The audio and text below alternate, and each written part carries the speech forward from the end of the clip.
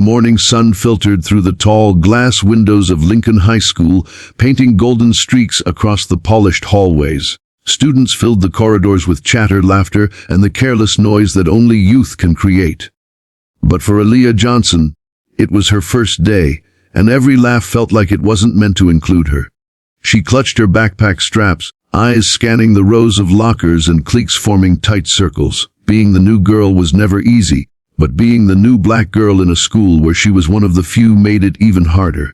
Her dad, Marcus Johnson, had recently been transferred back to the city after being appointed the youngest African-American CEO of a global tech corporation.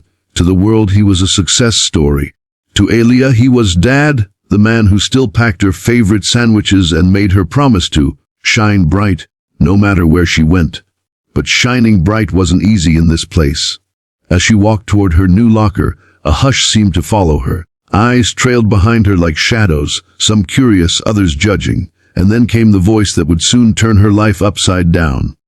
"Well, look who we have here. A fresh face, and she's got that fancy uniform too. Trying too hard, huh?" The voice belonged to Chase Miller, a tall, broad-shouldered senior with perfectly styled hair and a smirk that screamed privilege. He was the captain of the basketball team, son of the school's biggest donor, and self-proclaimed king of Lincoln High. Around him stood his group of followers, boys who laughed even before Chase said anything funny.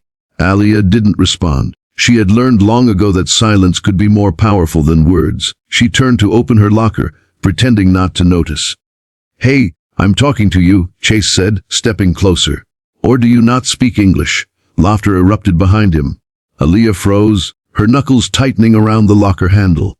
"Yes, I do," she said quietly, turning to face him. Her eyes didn't flinch. "And I'd appreciate if you gave me some space." Chase tilted his head, surprised by her calm. "Feisty," he said with a grin. "You're in my hallway, sweetheart. I make the rules here." She didn't reply, just turned back to her locker. That was her mistake. The next second, Chase slammed the locker door shut beside her head. The metal rang out through the hallway, drawing attention from nearby students. Some gasped. Others watched silently. Aaliyah took a deep breath. "I'm not here to cause trouble," she said softly. Chase leaned in closer. "Then maybe you should learn your place." At that moment, a teacher's voice broke through. "Mr. Miller, enough!" Chase smirked and backed off, throwing his hands up like a victim. "Just saying hi to the new girl," he said with mock innocence. The teacher glared but said nothing more. That was the thing about Chase. He always got away with it. His father's money and influence made sure of that. Aaliyah walked away, but the whispers followed her like shadows all day. In class, in the cafeteria, even in the restroom. "Did you see her face? She thinks she's better than us.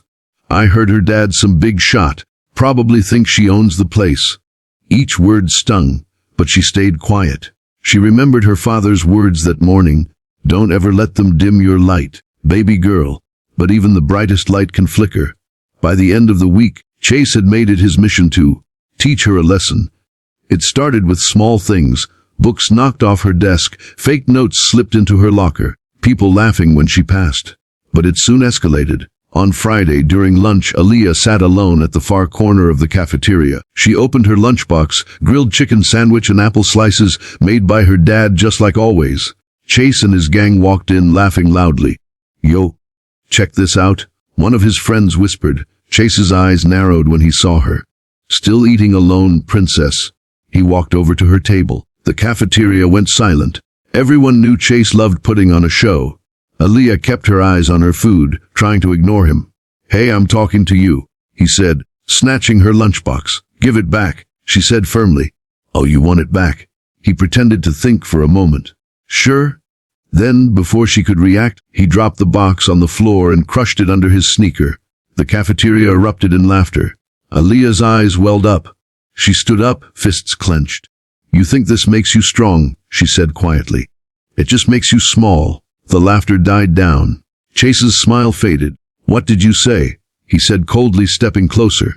"You heard me," she said, trembling but refusing to step back. "Careful, new girl," he whispered. "People who talk back to me don't last long here." She met his gaze. "Then maybe you're scared someone finally will." Gasps filled the room. Chase's eyes flared with anger. For a moment, it looked like he might hit her, but the bell rang, breaking the tension. Aliyah gathered her things and walked out, leaving whispers behind. That night, when she got home, her father noticed her silence. "Long day?" he asked, setting down his briefcase. She tried to smile. "Just school stuff." But Marcus wasn't fooled.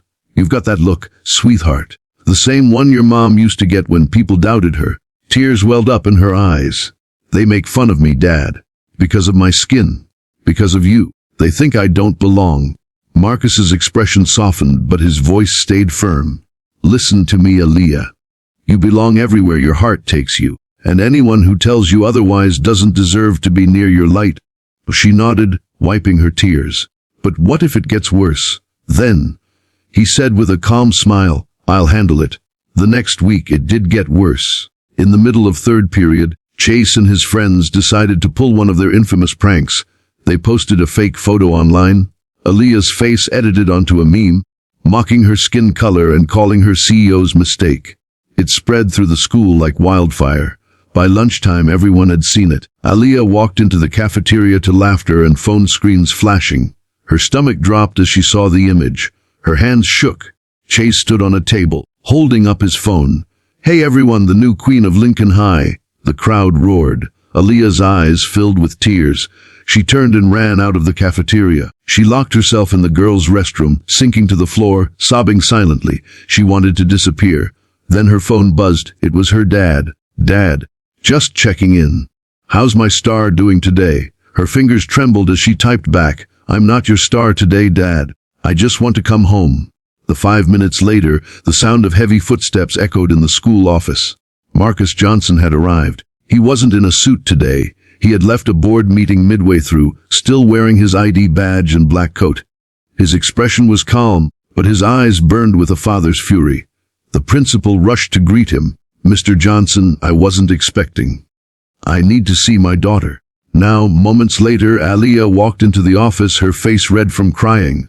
Marcus crouched down and held her tight. "Who did this?" he asked softly. She hesitated, but her silence said everything. He stood up. "Call him," he said to the principal. Now, minutes later, Chase was escorted into the room, still smirking like it was a joke. When he saw Marcus Johnson standing there, his confidence flickered. Marcus turned to him, his voice steady. "You think humiliating my daughter makes you powerful?" Chase tried to speak, but Marcus continued. "Power isn't about how loud you are. It's about what you do when no one's watching." He took a step forward. "And right now, every person in this school is watching how small you really are." The room was silent. Then, in a voice filled with quiet authority, Marcus said, "You will apologize. Right here. Right now." Chase looked at the principal, then at Aliyah. His smirk faded completely. I'm sorry," he muttered. "Louder," Marcus said. "I'm sorry," he repeated, louder this time. Marcus's eyes didn't soften.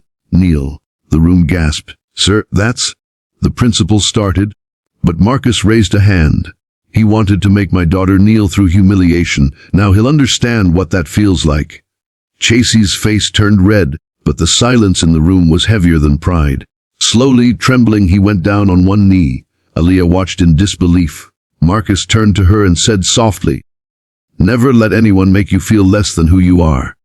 You're my daughter, and that means you're unstoppable." The entire school would remember that moment, the day a bully was brought to his knees, not by violence but by truth, dignity, and a father's love.